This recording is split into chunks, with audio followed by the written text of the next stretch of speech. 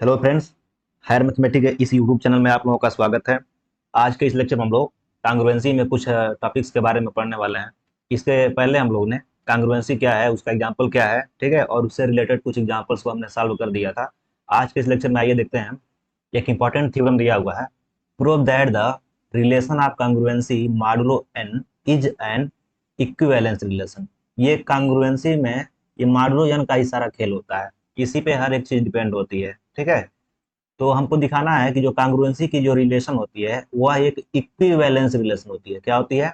Equivalence relation होती है on the set of Z. Z क्या है? इंटीजर का सेट है। जेड जो है ना, वह इंटीजर का सेट है। जैसे हम माइनस डॉट डॉट डॉट ऐसे रहेगा, -3 -2 -1 0, उसके बाद 1 रहेगा, फिर उसके बाद 2 रहेगा, 3 रहेगा, ऐसे ही ये जेड हमारा दिया हुआ है, ठीक है ना। इसके ऊपर हमको दिखाना है कि जो रिलेशन होगा कांग्रुएंसी का वो हमारा कैसा होगा, इक्विवेलेंस रिलेशन होगा। तो इक्विवेलेंस रिलेशन दिखाने के लिए हमारे पास क्या होना चाहिए? तीन चीजें। अगर कोई भी रिलेशन अगर तीन कंडीशन को सेटिस्फाई करता है तो उसको हम क्या कहते हैं? इक्विवेलेंस रिलेशन कहते हैं। जिसमें पहला कंडीशन क्या होता है? पहला कंडीशन होता है रिफ्लेक्सिव। रिफ्लेक्सिव। उसके बाद दूसरा होता है सिमेट्रिक, और तीसरा होता है ट्रांजिटिव, ठीक है। अगर ये तीनों का तीनों कंडीशन सेटिस्फाई कर रहा है तो हम कहेंगे कि जो हमारी रिलेशन है वह क्या है? वह है इक्विवेलेंस। इक्विवेलेंस रिलेशन कहलाएगा, ठीक है। तो आइए इसका हम प्रूफ देखते हैं। प्रूफ के लिए देखिए क्या करेंगे। प्रूफ में देखिए, प्रूफ सबसे पहले जो दिया हुआ है उसको हम मान लेते हैं। गिवन दैट, गिवन दैट क्या दिया हुआ है? Relation of congruence. इसका मतलब क्या? A congruent to B modulo N. A congruent to B modulo N. अगर ऐसा है वेयर ए और बी क्या है? इंटीजर है, और यन एक पॉजिटिव इंटीजर है। तो इसका मतलब ये हुआ, दिस इंप्लाई, या इफ एंड ओनली इफ का यहाँ कंडीशन लागू होता है, एन डिवाइड ए माइनस बी। एन डिवाइड ए माइनस बी, ठीक है। अगर ए कांग्रुएंट टू बी, ये बीच में जो तीन लाइन दिखाई दे रहा है ना, इस कांग्रुएंसी का ये नोटेशन है। तो ए congruent to B modulo N है, इसका मतलब क्या? If and only if N divides A minus B, या एन ए माइनस बी को डिवाइड कर रहा है, ए और माइनस बी का डिफरेंस को डिवाइड कर रहा है, तो मतलब ए बी का कांग्रुएंट होगा, ठीक है। वेयर, वेयर ए बी ये क्या है? इंटीजर है, ठीक है। और एन भी क्या है? एन भी एक इंटीजर है, लेकिन कंडीशन ये है एन इज ग्रेटर देन 0, मतलब एन एक पॉजिटिव इंटीजर है, ठीक है। अब हम एक एक करके हम कंडीशन को सेटिस्फाई कराएंगे, देखेंगे सेटिस्फाई हो रहा है या नहीं हो रहा है। तो पहला क्या है? रिफ्लेक्सिव। पहला कंडीशन हमारा क्या दिया हुआ है? रिफ्लेक्सिव का दिया हुआ है। तो लिख लेते हैं हम रिफ्लेक्सिव। इसको हमको प्रूव करके दिखाना है कि रिफ्लेक्सिव होगा। तो रिफ्लेक्सिव होने का मतलब खुद का खुद से रिलेशन, यानी कि ए कांग्रुएंट टू बी है, इसका मतलब ए कांग्रुएंट टू ए होना चाहिए। अगर ए का रिलेशन खुद का है तो वो क्या होगा? रिफ्लेक्सिव होगा। ये मॉडुलो एन है, मॉडुलो एन, ये भी क्या है? Modulo n. मतलब अगर ये चीजें हम अगर दिखा देते हैं तो कहेंगे कि ये रिलेशन हमारा रिफ्लेक्सिव है। तो आइए इसके लिए हम देखते हैं। हम जानते हैं जीरो को हम क्या लिख सकते हैं? सिंस जीरो को हम लिख सकते हैं 0 × एन क्यों लिख रहे हैं? क्योंकि हमको रिलेशन एन में ही दिखाना है, ठीक है, इसलिए एन लिखना पड़ रहा है। दिस इंप्लाई, दिस इंप्लाई, इस जीरो को हम ए माइनस ए भी लिख सकते हैं। ए माइनस ए भी लिख सकते हैं, इक्वल टू 0 × एन, ठीक है। ये क्या है? इंटीजर है। ए माइनस ए क्या होगा? 0 होगा। तो यहाँ पे देखिए, यहाँ से हम निष्कर्ष निकाल पा रहे हैं, दिस इंप्लाई, यहाँ ए माइनस ए को 0 × एन लिख दे रहा है। इसका मतलब क्या? ये जीरो तो ए माइनस ए को डिवाइड नहीं करेगा। क्यों? क्योंकि अगर जीरो ए माइनस ए को डिवाइड करेगा तो इसकी वैल्यू क्या आ जाएगी?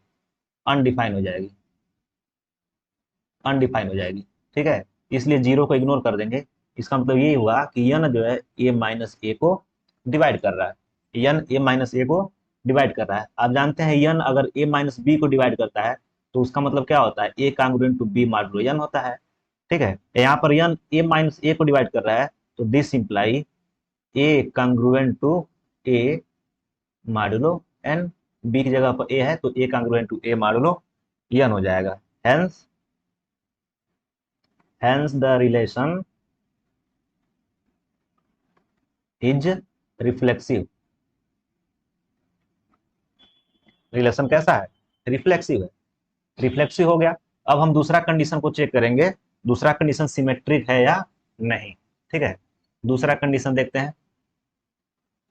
दूसरा कंडीशन किसका होता है? सिमेट्रिक का।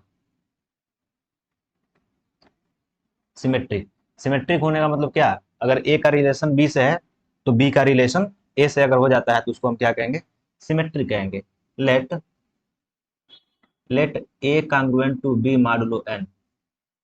ये कांग्रुएंसी का रिलेशन दिया हुआ है तो इसका मतलब ये हुआ कि एन डिवाइड करेगा, बाय डेफिनेशन एन डिवाइड करेगा ए माइनस बी को। तो आप बताइए, अगर एन ए माइनस बी को डिवाइड कर रहा है तो ए माइनस बी को फैक्टराइज किया जा सकता है।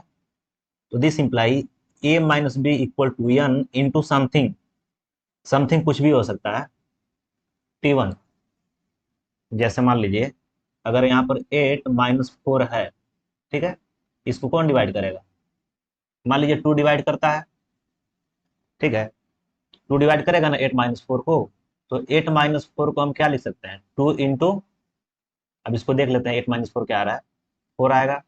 ठीक है, 4 को 2 डिवाइड करेगा तो 2 टाइम में कटेगा। ठीक है, यानी कि 2 इंटू 2 लिख सकते हैं। 8 - 4 को आप 2 इंटू 2 लिख लेंगे। क्यों? क्योंकि 8 - 4 को डिवाइड कर रहा है 2, और 8 - 4 की वैल्यू क्या आएगा? 8 - 4 की वैल्यू आएगा, यहाँ से देखिए दिस इंप्लाई 2 डिवाइड करेगा 4 को, यानी कि 4 को आप 2 इंटू टी लिख सकते हैं, 2 इंटू 2 लिख सकते हैं। इसका मतलब 8 - 4 को भी आप 2 इंटू 2 लिख सकते हैं, बिल्कुल लिख सकते हैं। और यहाँ पर इसी जो सेकेंड वाला 2 आ रहा है ना, इसी को हम T1 कह रहे हैं। एक इंटीजर होगा, क्या है ये? इंटीजर होगा। ठीक है, for some T1 belongs to z. Z क्या है? सेट ऑफ इंटीजर है।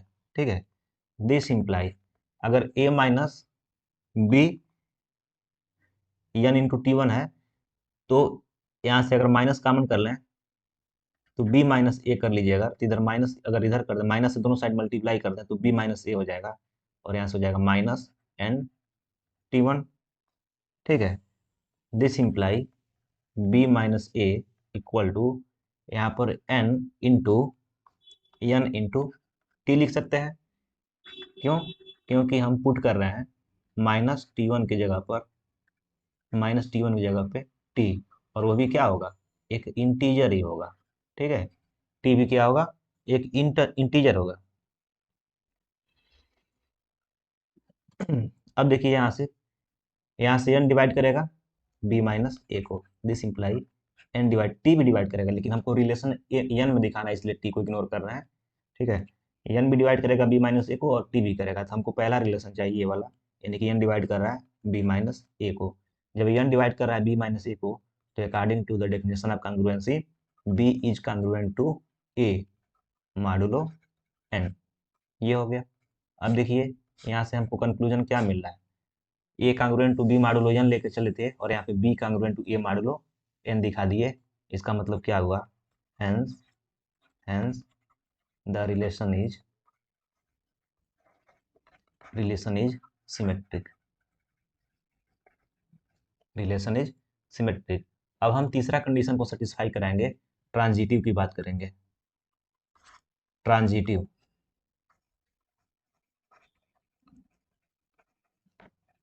ट्रांजिटिव में क्या होता है?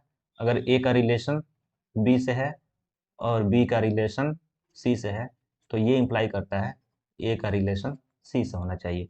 और मॉडुलो n हर एक में रहेगा। ठीक है, आइए हम देखते हैं तीसरा के लिए ट्रांजिटिव को हम कैसे कैसे क्या करेंगे। तो पहले तो दोनों मान लें, let a congruent to B modulo n and b congruent to C modulo n। ये हमारा दो रिलेशन दिया हुआ है। और ए बी क्या है, ए बी सी क्या है, ए बी एंड सी क्या है, ये तीनों के तीनों इंटीजर है। n क्या है, n भी एक इंटीजर है। ठीक है, n इज ग्रेटर देन 0। ठीक है, यानी कि n पॉजिटिव इंटीजर है। अब यहाँ से देखिए, अगर A congruent to B modulo n है तो ये इंप्लाई करता है n डिवाइड करेगा a माइनस बी को। एंड यहाँ से B congruent to C modulo n है, इसका मतलब n डिवाइड करेगा b माइनस सी को। ठीक है, अब यहाँ से एक चीज और हम देख सकते हैं, अगर n a माइनस बी को डिवाइड कर रहा है, इसका मतलब क्या, a माइनस बी जो होगा ना, n इंटू समथिंग होगा, इसको आप t1 मान लीजिए। ठीक है, एंड b माइनस सी को हम क्या लिख सकते हैं, n इंटू t2 लिख सकते हैं, जहाँ t1 t2 क्या है, t1 t2 क्या है, इंटीजर है। ठीक है, अब हमने इसको ऐसे क्यों लिखा, क्योंकि a माइनस बी को n डिवाइड कर रहा है, तो यानी कि a माइनस बी को दो भागों में तोड़ा जा सकता है, जिसमें से एक पार्ट तो n होना ही होना है, दूसरा पार्ट जो है कुछ भी हो सकता है। n क्यों होना है, क्योंकि n डिवाइड कर रहा है तभी तो डिवाइड कर पाएगा। ठीक है, तो एक पार्ट n होना पड़ेगा। यहाँ भी देख रहे हैं b माइनस सी को जो है n डिवाइड कर रहा है, इसका मतलब क्या, b माइनस सी को मिनिमम दो पार्ट में टूटना पड़ेगा, जिसमें एक पार्ट तो n होना ही है, बाकी ये दूसरा पार्ट कुछ भी हो सकता है, लेकिन वो इंटीजर ही होगा, क्योंकि सारा खेल हमारा इंटीजर पे ही चल रहा है। ठीक है, अब हम क्या करेंगे, दोनों को ऐड कर लेते हैं, दिस इम्प्लाई, तो लेफ्ट का लेफ्ट में और राइट का राइट में ऐड कर लीजिए दोनों इक्वेशन को। तो यहाँ से a माइनस बी आ जाएगा, प्लस यहाँ से b माइनस सी आ जाएगा, और यहाँ से n into t one plus n into t two हो जाएगा। ठीक है, अब यहाँ से देख पा रहे हैं minus b plus b cancel हो जाएगा, तो this imply a minus c होगा इक्वल टू, यहाँ से n को अगर हम कॉमन कर लें तो t1 प्लस t2 हो जाएगा। ठीक है, आप जानते हैं t1 क्या है, एक इंटीजर है, और t2 भी क्या है, एक इंटीजर है, तो दोनों को ऐड करेंगे तो t1 प्लस t2 भी क्या होगा, एक इंटीजर ही होगा। ठीक है, तो t1 प्लस t2 एक हमारा इंटीजर हो जाएगा, और इसके जगह पे हम क्या मान लेते हैं, इसके जगह पे हम मान लीजिए t मान ले रहे हैं, t equal to t one plus t2, तो ये इंप्लाई करेगा a minus c equal to n into t, t one plus t two जगह पे हम टी ले रहे हैं, टी भी यहाँ पे इंटीजर ही वो, क्योंकि टी वन इंटीजर है, टी टू इंटीजर, दोनों का सम करेंगे वो भी इंटीजर ही होगा। आप देख पा रहे हैं ए माइनस सी को हम एन इंटू टी का फॉर्म में लिख दिए। ठीक है, तो यहाँ से ये कंक्लूजन आया कि जो एन होगा वो ए माइनस सी को डिवाइड करेगा, टी भी डिवाइड करेगा, लेकिन टी को हम इग्नोर कर रहे हैं क्योंकि रिलेशन हमको एन में दिखाना है। तो यहाँ से ये कंक्लूजन आया कि अगर एन ए माइनस सी को डिवाइड कर रहा है, तो जब डिफिनीशन अप्लाई करेंगे कांग्रुएंसी का, तो ये होता है A congruent to C modulo N. ठीक है, यहाँ से हम देख पा रहे हैं कि ये हमारा रिलेशन कैसा हुआ, ट्रांजिटिव हुआ, hence the relation is transitive, relation is transitive. अब इसको हम समराइज कर लेते हैं, तीनों कंडीशन को अगर मिला करके देखा जाए तो क्या होगा। ठीक है, from from one one two and from 1 to and 3, it is clear that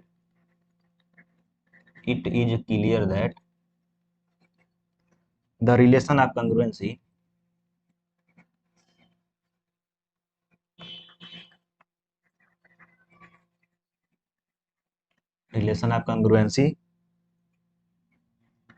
is an equivalence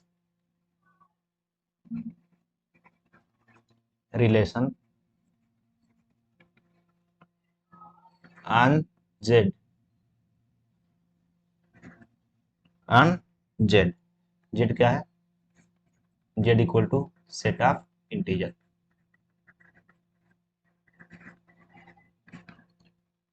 तो फ्रेंड्स, आपने देखा कैसे जो है इस थ्योरम को प्रूव किया गया है। Prove that the relation of congruence modulo n is an equivalence relation. तो इक्विवेलेंस दिखाने के लिए आपको सबसे पहले कंडीशन क्या होना चाहिए कि रिफ्लेक्सिव होना चाहिए।